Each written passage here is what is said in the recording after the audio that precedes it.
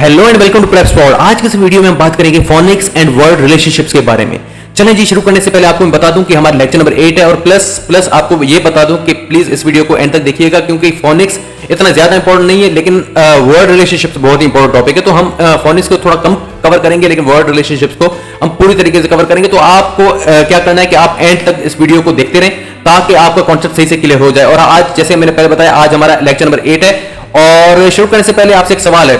Have you ever wondered how a single sound can unlock the meaning of countless words, or how understanding the relationship between words can make your reading and writing skills soar? आपको क्या समझ में आया?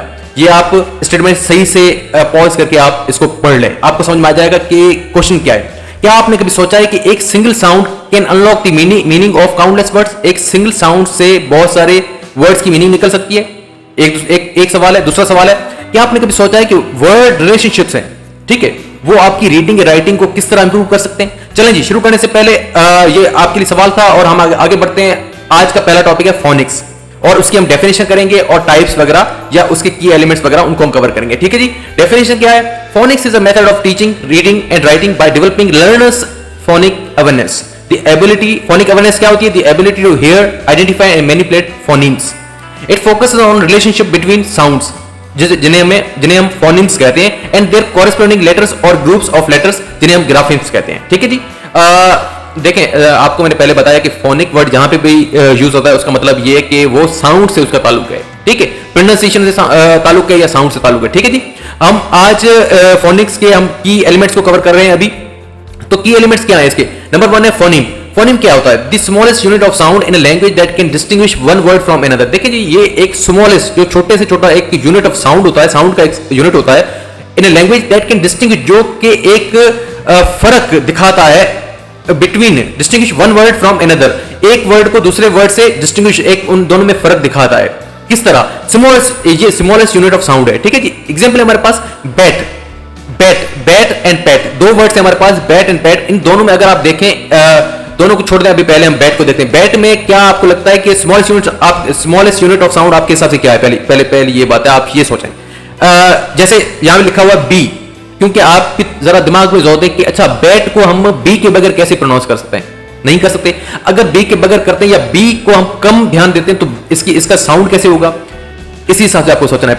PAT में P important है, bat में be important है। B एक स्मॉलेस्ट यूनिट है साउंड का और पी भी एक स्मॉलेस्ट यूनिट ऑफ साउंड है, जिसके बगैर ये दोनों वर्ड्स इनको हम सही से प्रोनाउंस नहीं कर सकते, और प्रोनाउंस करेंगे तो इनको सही समझ नहीं सकते, ठीक है जी। ये फोनीम्स हो गए, क्योंकि ये स्मॉलेस्ट यूनिट ऑफ साउंड्स होते हैं इन अ लैंग्वेज, जो कि डिस्टिंग्विश कर रहे हैं वन वर्ड फ्रॉम अनदर, ठीक है जी। इसी हिसाब से नंबर 2 पे जाते हैं ग्राफिम्स। ग्राफिम्स क्या है? The written representation of phonemes, जो कि रिटन रिप्रेजेंटेशन मींस जो रिटन सूरत में होते हैं, written representation of phonemes. Phonemes की रिटन रिप्रेजेंटेशन होती है which can be a single letter और अ कॉम्बिनेशन ऑफ लेटर्स। देखिए, ये एक भी लेटर हो सकता है और कॉम्बिनेशन भी हो सकते हैं लेटर्स के, जो कि मिलकर एक साउंड देते हैं। एग्जांपल हमारे पास एस एक साउंड दे रहा है, लेकिन एस एच वो भी मिलकर एक साउंड दे रहा है, ठीक है जी। वो क्या हो गया? एक कॉम्बिनेशन ऑफ लेटर हो गया। उसी हिसाब से आई जी एच वो भी एक साउंड दे रहा है, वो क्या हो गया? Combination of letters. तो इसी हिसाब से ओ यू जी एच वो भी एक कॉम्बिनेशन ऑफ लेटर्स है। तो आपको ये समझना है कि रिटन रिप्रेजेंटेशन होती है ग्राफिम्स, ठीक है जी। हम आगे बढ़ते हैं, नंबर 3 पे जाते हैं ब्लेंडिंग। अब ब्लेंडिंग क्या होती है? Combining individual sounds to form words. जब इंडिविजुअल साउंड्स को मिला के एक फॉर्म, क्या कहते हैं, कंबाइनिंग इंडिविजुअल साउंड्स को मिला के टू फॉर्म अ वर्ड्स, एक वर्ड हम क्रिएट करते हैं, ठीक है जी। ये हो गया ब्लेंडिंग। नंबर 4 पे जाते हैं सेगमेंटिंग। ये क्या होता है? Breaking down words into their individual sounds. ये एक ब्रेकिंग वाला तरीका होता है जिसमें हम इंडिविजुअल साउंड्स को देखते हैं। आपको मैं थोड़ा बहुत बता दूं कि देखें, फोनिक्स को हम इन डेप्थ में कवर कर सकते थे, लेकिन उसको करेंगे तो आपके लिए बहुत मुश्किल हो जाएगी, क्योंकि इसको समझना ये कोई आसान चीज नहीं है। यहाँ पे बहुत सारे साउंड्स की वेरिएशन वगैरह बहुत सारी चीजें होती है, ठीक है जी, जो आपको अक्सर बहुत कंफ्यूज करेंगे। जब आपको मैं पढ़ाऊंगा बहुत कंफ्यूज करेंगे। लेकिन दूसरी बात ये भी है कि इसकी इतनी इंपॉर्टेंस नहीं है। हमें नहीं समझ में आता किस तरह के एमटीकेट में इसके सवाल किस तरह बनेंगे। नहीं, इसके आज तक कभी कोई सवाल इसी टॉपिक से नहीं निकले, लेकिन ये थोड़ा बहुत आपको समझाने के लिए, क्योंकि एमटीकेट के सिलेबस में गिवन है, तो आपको थोड़ा बहुत समझाने के लिए हमने थोड़ा बहुत इसको कवर किया है, ठीक है जी। हम आगे बढ़ते हैं, इसकी समरी कवर करते हैं। समरी क्या है? Phonics is a method of teaching reading and writing that emphasise the relationship between sounds, phonemes and their spelling patterns, graphemes, by learning these sound symbol connections student can decode words more effectively improving their reading fluency and comprehension. देखिए जी, ये आपको help तो जरूर करता है, लेकिन अभी फिलहाल इसको ये इतनी खास हेल्प नहीं करेगा। ठीक है जी, फिर भी हमने थोड़ा बहुत कवर किया है आपको आइडिया क्लियर करने के लिए। हम इसकी इंपॉर्टेंस पे जाते हैं। इंपॉर्टेंस ऑफ फोनिक्स क्या है? देखें, नंबर 1 ये आपकी decoding skills. It helps readers sound out unfamiliar words. देखिए, ये आपको डिकोड करने में हेल्प करता है। ठीक है, जब आप अनफेमिलियर वर्ड्स को देखते हैं तो उनको साउंड आउट कर सकते हैं। ठीक है जी। Number 2 spelling accuracy. It supports correct spelling by understanding sound letter patterns. आपके साउंड लेटर पैटर्न्स इससे इंप्रूव हो सकते हैं। ठीक है। नंबर 3 पे जाते हैं, रीडिंग फ्लुएंसी। आपकी जब फोनिक एबिलिटी आपकी अच्छी होगी तो आप अच्छे तरीके से आप रीड कर सकते हैं, आपकी रीडिंग फ्लुएंसी इंक्रीज हो जाती है। ठीक है जी। It enhances speed and accuracy in reading. ठीक है जी। नंबर 4 पे जाते हैं, वोकैबुलरी डेवलपमेंट। देखें, वोकैबुलरी डेवलपमेंट में ये आपकी थोड़ी बहुत हेल्प करता है, लेकिन इतनी खास हेल्प नहीं करता, टू बी ऑनेस्ट। ठीक है, थोड़ा आगे पढ़ लेते हैं। Phoenix is a foundational skill for early readers. जो शुरुआत में रीडर्स होते हैं या रीडिंग करना सीख रहे होते हैं, उनके लिए थोड़ा बहुत हेल्पफुल हो सकता है। Enabling them to read independently and confidently. ठीक है जी। It bridges the gap between spoken and written language, making it an essential component of literacy education. ठीक है जी, ये हो गया। क्योंकि आपके पास, आपने अक्सर देखा होगा, ये फोनिक्स क्या होते हैं कि हम किसी वर्ड को प्रोनाउंसिएशन देखते हैं, अगर गूगल पे देखते हैं तो वहां पे फोनिक्स की वो नीचे आपको उसकी प्रोनाउंस कैसे करना होता है, तो उसी हिसाब से आपको वहां पे नीचे उसकी प्रोनाउंसिएशन भी दी होती है लेटर्स की सूरत में। ठीक है जी। चलें जी, फोनिक्स हो गया। उसके बाद हम आगे बढ़ते हैं। आज का जो इंपॉर्टेंट टॉपिक है फोनिक्स से हटके, वो है वर्ड रिलेशनशिप्स। ठीक है जी। वर्ड रिलेशनशिप्स क्या होते हैं, हम उसको डिफाइन कर रहे हैं। Understanding word relationship is crucial. देखिए, ये आपको पता है और हम आपको थोड़ा बता रहे हैं कि वर्ड रिलेशनशिप्स को अगर आप समझते हैं तो आपके लिए ये वोकैबुलरी डेवलपमेंट से हटके कॉम्प्रिहेंशन एंड इफेक्टिव कम्युनिकेशन के लिए भी बहुत इंपॉर्टेंट है। ठीक है जी, हम आगे कवर करते हैं इनको। अच्छा जी, आपको थोड़ा बता दूं वर्ड रिलेशनशिप होता क्या है। देखिए, आपने अक्सर सुना होता है synonyms, antonyms, homophones, homonyms, homographs, एनोलॉजीज वगैरह, ये कंफ्यूजिंग वर्ड्स वगैरह, ये सारे क्या हैं, ये वर्ड्स के अंदर उनके रिलेशनशिप्स बनते हैं। ठीक है जी। तो ये वर्ड रिलेशनशिप्स हो गए और ये आपको सही से समझने पड़ते हैं, क्योंकि ये आपकी वोकैबुलरी को अच्छे तरीके से इंप्रूव करते हैं, प्लस में आपकी कॉम्प्रिहेंशन स्किल्स है, प्लस में आपकी इफेक्टिव कम्युनिकेशन है। क्योंकि जब आप रिटन कम्युनिकेशन हो या आपकी वर्बल कम्युनिकेशन हो, तो उसमें ये जितनी आपकी वोकैबुलरी अच्छी होगी या जितने आपने वर्ड रिलेशनशिप को सही समझा होगा, उतनी आपकी ये चीजें इंप्रूव हो सकती हैं। ठीक है जी। हम आगे बढ़ते हैं टाइप्स ऑफ वर्ड रिलेशनशिप। देखिए, हमारे पास in total 10 types of word relationships है। नंबर 1 है synonyms, number 2 antonyms, homophones, homonyms, homographs, analogies, compound words, prefixes, suffixes, root words and collocations. ये हमारे पास टोटल 10 टाइप्स हो गए वर्ड रिलेशनशिप्स के बारे में। हम चाहते हैं अब उनकी थोड़ी डिटेल्ड हम स्टडी करते हैं, detailed guide for each type. ठीक है जी।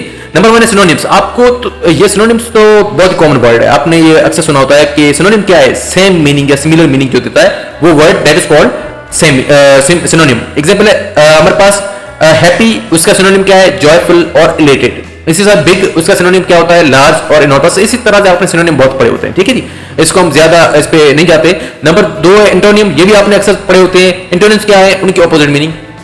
ठीक है, वर्ड्स की जो ऑपोजिट मीनिंग देते हैं, दैट आर कॉल्ड एंटोनिम्स। ठीक है। एग्जांपल हमारे पास हॉट का एंटोनिम हो गया कोल्ड, सक्सेस का एंटोनिम हो गया फेलियर। मगर हम आगे बढ़ते हैं, नंबर 3 पे जाते हैं होमोफोन्स। होमोफोन्स आपने बहुत ही कम सुना होता है, लेकिन अगर सुना है तो ठीक है, नहीं सुना है, समझा है तो अलग बात है, हम आपको इसमें कवर करते हैं। डेफिनेशन क्या है, words that sound the same but have different meanings and spellings. देखिए, होमोफोन्स क्या है, होमोफोन्स जैसे आपको मैंने पहले बताया, फोनिक या फोन वर्ड जहां पे लगा होता है दैट मींस उसकी साउंड। ठीक है, इसी हिसाब से होमो जब लगा होता है उसका मतलब है सिमिलर। ठीक है जी, सिमिलर और सेम। तो यहां पे होमो और फोन लगा हुआ है, इसका मतलब है सेम साउंड।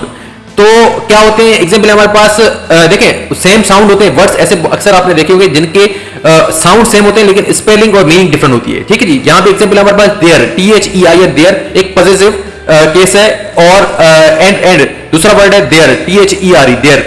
ठीक है जी, ये दो वर्ड्स हैं, इनकी स्पेलिंग और इनकी मीनिंग डिफरेंट है, लेकिन इनकी साउंड्स सेम है। तो इसी तरह हमारे पास दूसरा है फ्लावर वर्सेस फ्लावर। ठीक है, FLOUR वर्सेस FLOWER, फ्लावर। ठीक है, तो फ्लावर वर्सेस फ्लावर, ये दो वर्ड्स हैं आपके पास। एक है उसकी वो एक हम आटे को कहते हैं, दूसरा फ्लावर हम जो फूल होता है या प्लांट होता है उसको हम कहते हैं। तो आपको ये समझ में आ गया कि होमोफोन्स क्या होते हैं। ठीक है, हम आगे बढ़ते हैं होमोनियम्स। ठीक है, होमोनियम्स वो भी इसी तरह होते हैं, लेकिन वो थोड़ा आपको ज्यादा कंफ्यूज करेंगे। होमोनियम्स क्या होते हैं, डेफिनेशन है words that sound the same, इनकी भी साउंड सेम होती है, and are spelled the same but have different meanings.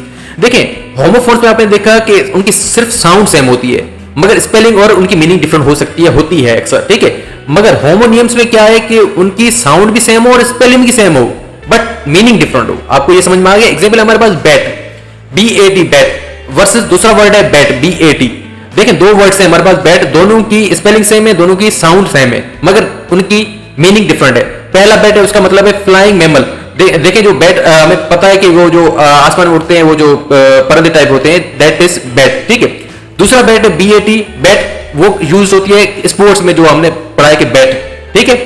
तो इसी हिसाब से देखें दो वर्ड से, उन दोनों वर्ड्स की स्पेलिंग सेम थी और दोनों वर्ड्स की साउंड भी सेम थी, मगर उनकी मीनिंग डिफरेंट थी। तो इसी हिसाब से दूसरा वर्ड है हमारे पास बार्क, BARK वर्सेस दूसरा भी बार्क है, और एक बार्क है कि जो कुत्ता भौंकता है, दैट इज बार्क, और दूसरा है बार्क, वो है ट्री कवरिंग, जो हमारा दरख्त होता है, दरख्त की खाल होती है, दैट इज बार्क, ठीक है, उसको भी हम बार्क कहते हैं। तो आपको ये समझ में आ गया होमोनिम्स। आगे बढ़ते हैं होमोग्राफ्स। होमोग्राफ्स क्या होते हैं? Homographs words that are spelled the same but have different meanings and may have different pronunciation. देखिए होमोग्राफ्स होमोनिम्स से थोड़ा हटके हैं और होमोफोन से थोड़ा मिलते जुलते हैं। उसमें क्या है कि words that are spelled same, इनकी स्पेलिंग सेम होती है, ठीक है, इनकी स्पेलिंग सेम होती है, but have different meaning and may have different pronunciation. इनकी प्रोनाउंसिएशन और मीनिंग डिफरेंट हो सकती है। ऑब्वियसली मीनिंग तो डिफरेंट होती है, लेकिन प्रोनाउंसिएशन भी डिफरेंट हो सकती है, मगर स्पेलिंग सेम होती है। जैसे हमारे पास एग्जांपल है lead, LEAD lead versus LEAD, दोनों लीड है, दोनों की स्पेलिंग सेम है, बट इनकी प्रोनाउंसिएशन डिफरेंट हो सकती है, डिपेंड करता है कि हम इसको कैसे यूज कर रहे हैं, ठीक है। पहला लीड है, उसका मतलब है टू गाइड, किसी को गाइड करना या गाइड करने वाला, वो होता है लीड, ठीक है। दूसरा लीड LEAD स्पेलिंग सेम है, वो एक मेटल होता है, ठीक है जी। इसी तरह tear, TER, tear means to rip, दूसरा है टीयर TER, उसका मतलब है drop of liquid from the eye. तो आपको इससे क्या समझ में आया कि देखिए इनकी स्पेलिंग सेम है, स्पेलिंग सेम है, but have different meanings, meaning different है, and may have different pronunciation, pronunciation भी इनकी डिफरेंट हो सकती है। लेकिन अभी तो हमने पढ़ा इनमें दोनों में सेम थी प्रोनाउंसिएशन, लेकिन डिफरेंट भी हो सकती है। ये हो गया होमोग्राफ्स, ठीक है जी। हम आगे बढ़ते हैं एनालॉजीज। नंबर 6 पे एनालॉजी डेफिनेशन क्या है? Comparison between two things that show a relationship. देखिए एनालॉजीज अच्छा खासा एक टॉपिक है जो कि आपकी एनालिटिकल एबिलिटीज को कवर करता है। इसको हम आगे उसमें कवर करेंगे जब हमारी लॉजिकल रीजनिंग होगा, उसमें हम कवर करेंगे, लेकिन फिर भी थोड़ा बहुत ध्यान बता दें क्योंकि ये वर्ड के रिलेशनशिप में आता है, तो थोड़ा बहुत हम कवर करते हैं। देखिए एनालॉजीज क्या होता है? एनालॉजीज होता है कंपैरिजन, हम कंपेयर करते हैं चीजों को, two things that show relationship, उनके बीच में क्या रिश्ता है, क्या रिलेशनशिप है, उनको हम कंपेयर करते हैं। तो ये कंपैरिजन का एक टूल है। एग्जांपल है हमारे पास cat is to kitten as dog is to puppy. आपको इससे क्या समझ में आ गया? कैट का ताल्लुक होता है किटन से, इसी हिसाब से डॉग का ताल्लुक होता है पपी से। देखिए कैट एक जानवर है, बड़ा जानवर, और उसके जो बच्चे होते हैं उनको किटन कहा जाता है। तो कैट का ताल्लुक हो गया किटन से, इसी तरह डॉग एक बड़ा जानवर है और उसके जो बच्चे होते हैं उनको कहा जाता है पपी। तो डॉग का ताल्लुक है पपी से, इसी तरह कैट का ताल्लुक है किटन से। तो दूसरा हमारे पास है हैंड इज टू ग्लव, हाथ में हम ग्लव्स पहनते हैं, इसी तरह फुट इज टू सॉक्स, ठीक है जी। हैंड इज टू ग्लव, तो फुट क्या हो गया? सॉक्स का। ये इन दोनों का ताल्लुक क्या है आपको सही समझ में आ गया? ये एनालॉजीज होते हैं, इनमें कंपैरिजन होता है, आप एक कंपैरिजन ड्रॉ करते हैं बेस्ड ऑन देयर रिलेशनशिप्स, ठीक है जी। हम आगे बढ़ते हैं नंबर 7 पे जाते हैं, कंपाउंड वर्ड्स। अब कंपाउंड वर्ड्स क्या होते हैं? ठीक है, words formed by combining two or more words. देखिए आपने ये अक्सर वर्ड्स देखे होते हैं, ठीक है, जिनको हम दो वर्ड्स को, एक्चुअल दो वर्ड्स होते हैं, उनको मिला के हम एक वर्ड, न्यू वर्ड बना लेते हैं। तो आपने देखा होगा, हम यहाँ पे एग्जाम्पल कवर करते हैं। टूथब्रश, आपने टूथ और ब्रश दो वर्ड्स को मिला के एक वर्ड बना दिया, ये कंपाउंड वर्ड हो गया। दूसरा बास्केटबॉल, ये आपने ये भी सुना होगा, बास्केट प्लस बॉल हमने मिला के एक वर्ड बना दिया, ठीक है जी। तो इसी तरह आपने अक्सर कंपाउंड वर्ड्स बहुत देखे होंगे, ठीक है। हम आगे बढ़ते हैं नंबर 8 पे जाते हैं, प्रीफिक्स सफिक्स, जो कि हमने इससे पहले कवर कर दिया है हमने, ठीक है। तो प्रीफिक्स सफिक्स क्या होते हैं? प्रीफिक्स वो होता है जो एक वर्ड के स्टार्टिंग में लगता है, और सफिक्स वो होता है जो एक वर्ड के एंड में लगता है, ठीक है जी। और लगने के बाद उस वर्ड की मीनिंग वगैरह डिफरेंट कर देते हैं, ठीक है। नंबर 9 पे जाते हैं, रूट वर्ड्स। रूट वर्ड्स क्या है?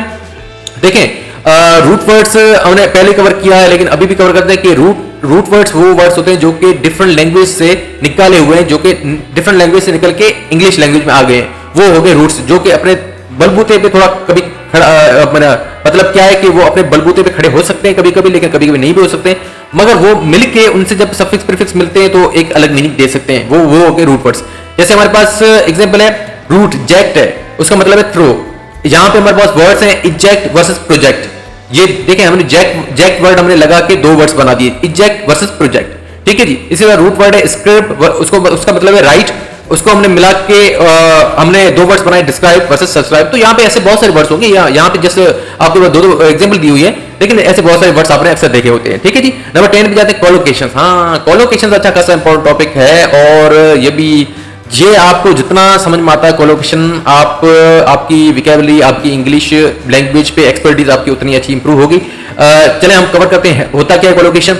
Words that are commonly used together in a particular way. देखिए हमारे पास बहुत सारे ऐसे वर्ड होते हैं जिनको वो 1 2 3 4 5 वर्ड्स ऐसे हो सकते हैं मिलके वो एक वर्ड की सूरत में चलते हैं। ठीक है, ये आपको थोड़ा समझ में आया होगा या नहीं आया होगा। चलें जी, एग्जाम्पल हम कवर करते हैं, मेक अ डिसीजन।